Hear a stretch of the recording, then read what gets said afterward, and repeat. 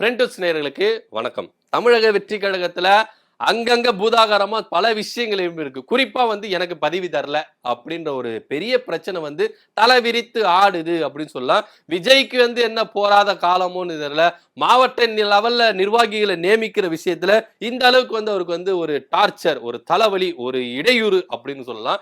ஏன் அப்படின்னு பாத்தீங்கன்னா, குறிப்பா எல்லாருமே சொல்லி வச்ச, அதாவது பதவி கொடுக்காத நிர்வாகிகள் எல்லாருமே சொல்லி வச்ச மாதிரி ஜாதி ரீதியா இவங்க பதவி கொடுக்குறாங்கயா அப்படின்ற மாதிரி சொன்னாங்க. ஏன்னா இதுக்கு முன்னாடி பொதுச் செயலாளர் புஷ்யானந்த் என்ன சொன்னார்னா, சைக்கிள் ஓட்டி தெரு தெருவா போஸ்டர் விட்டு கொடி கட்டுறவங்களுக்கு தான் போஸ்டிங், புதுசா கார்ல குதிச்சாலாம் அவங்களுக்கு எல்லாம் போஸ்டிங் தர முடியாது, அப்படியே அந்த பக்கம் போயிடணும் அப்படின்ற மாதிரி ஒரு கூட்டத்துல அவர் என்ன பண்ணாரு, அரைக்கூவல் கூவினாரு. இது ரொம்பவே என்ன பண்ணாங்க, வரவேற்றாங்க. பரவாயில்லப்பா, புதுசா கட்சி ஆரம்பிச்சாலும் புதுசா வரவங்களுக்கு பதவி தூக்கி கொடுக்காம அடிப்படை மட்டத்துல வேலை செஞ்சவங்களுக்கு எல்லாம் பதவி கொடுக்குறாங்கன்னா பெரிய விஷயமா இருக்கு அப்படின்ற மாதிரி ஒரு பேசும் பொருளா இருந்தது. ஆனா சமீப காலத்துக்கு முன்னாடி, கொஞ்ச நாளுக்கு முன்னாடி என்ன பண்ணாரு, விடுதலை சிறுத்தை கட்சியிலிருந்து விலகின ஆதவர்ஜினாவும் அதிமுக இருந்து விலகி வந்த நிர்மல்குமாரும் அதே போல பேச்சாளர் ராஜ்மோகனுக்கு என்ன பண்ணாங்க, பதவிகளை வாரி கொடுத்தாங்க தமிழக வெற்றி கழகம். அப்போ ஒரு நிர்வாகி கேட்டாரியா, சரியான கேள்வி கேட்டாரு.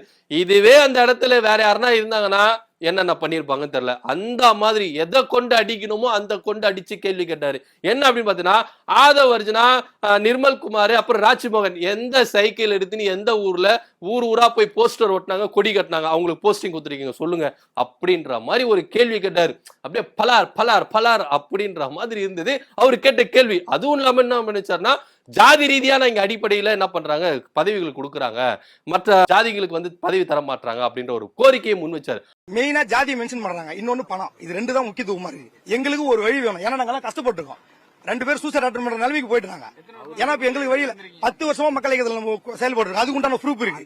இவங்க பேசுறதுக்கு என்ன சொல்றாங்க, எல்லாத்துக்கும் ஜாதி அடிப்படை ஒண்ணு காட்டாங்களா? ஜாதி அடிப்படையில எஸ்சிக்கு போட மாட்டாங்க, 2 மட்டும் தான் போடுவோம், 2 பிசிக்கு போடுன்னு வீட்டுல தூங்கி இந்த ஒரு எழுப்பி அவர்கிட்ட போஸ்டிங் கொடுத்துட்டாங்க.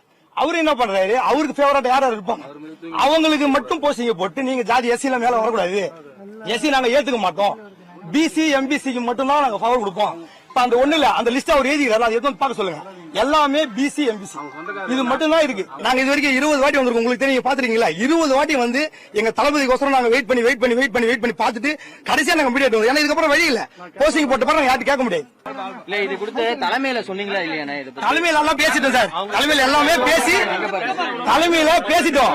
பேசி ஒரு 10 தடவை முறையிட்டோம். தலைமையில ஒரு தடவை 2 தடவை கிடையாது, 10 தடவை தலைமையில மட்டும். எங்க பாருங்க, ஜாதி ஜாதி ஜாதி ஜாதின்னு எஸ்சியை மட்டும் ஒதுக்கி கீழே தள்ளிட்டு எம்பிசி பிசி மேல வரணும். அப்ப நாங்க என்ன இருங்க, நாங்க எங்க இருந்திருப்போம்ல.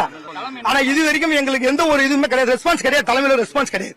வர்றது உட்காந்து 3 நாள் ராத்திரி பகல் சாப்பாடு இல்லாம படுத்தணும். எவ்வளவு கஷ்டப்பட்ட ஐயா. இதுக்கப்புறம் உண்மையை சொல்றேன் பாருங்க, ஒரு ஒன்று எங்களுக்கு என்னன்னு ஒரு இது தெரியணும் இல்லையா?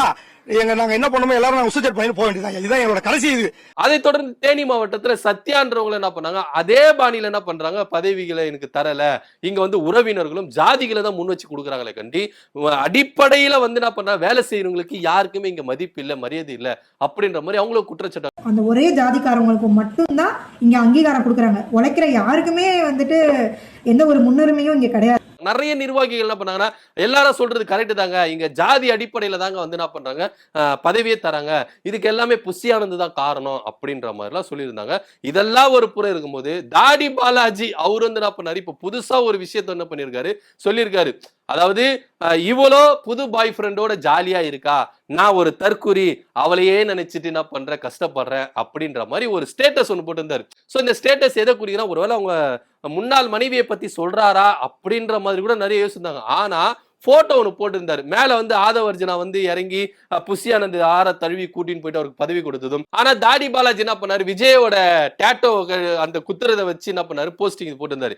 என்ன அப்படின்னு பாத்தீங்கன்னா, தாடி பாலாஜி ஒரு தனியார் தொலைக்காட்சியில ஜட்ஜா இருந்து என்ன பண்றாரு, நிகழ்ச்சியில என்ன பண்றாரு, தொகுத்து வழங்குறாரு. இப்படி இருக்கும்போது திடீரென புஷ்யானந்த் கூட்ட காலில் விழுந்து விஜய் கட்சியில என்ன பண்ணாரு, இணைஞ்சாரு. கேட்டதுக்கு புஷ்யானந்த் என்ன கூப்பிட்டு மாநாட்டுக்கான வேலையை தளபதி பார்க்க சொன்னாரு அப்படின்ற மாதிரி சொல்லியிருந்தாரு. சோ இவர் என்ன பண்ணாரு, உற்சாகமா பண்ணா. இது தவிர்த்து விஜய் யாருன்னா விமர்சித்து பேசியிருந்தா கூட அவங்களுக்கு தக்க பதிலடி கொடுத்திருந்தார் தாடி பாலாஜி.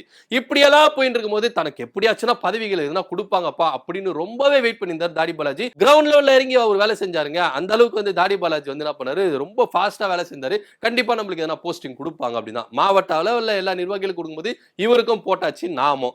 அதனால இவர் என்ன பண்ணாரு, இந்த மாதிரி ஸ்டேட்டஸ் போட்டிருக்காரு. அதாவது எப்படின்னா மேல ஆதவர்ஜினா போட்டோ போட்டு கீழே இவர் அந்த பச்சை குத்துறாருல அந்த போட்டோ எல்லாம் போட்டு என்ன பண்ணாரு, ஒரு ஸ்டேட்டஸ் போட்டிருந்தாரு. அவளோ புது பாய் ஃப்ரெண்டோட ஜாலியா இருக்கா, நான் ஒரு தற்குறி, நான் இவளையே நினைச்சிட்டு என்ன பண்றேன் குட்டிச்சாரா போறேன் அப்படின்ற மாதிரி என்ன பண்ணிருந்தாரு, ஒரு ஸ்டேட்டஸ் போட்டிருந்தாரு. இதை எதை குறிக்குது அப்படின்னு பாத்தீங்கன்னா, புதுசா வரவங்களுக்கெல்லாம் நீங்க வந்து கார்ல வரவங்களுக்கெல்லாம் என்ன பண்றீங்க, வாரி வாரி வாரி பதவிகளை கொடுக்குறீங்க.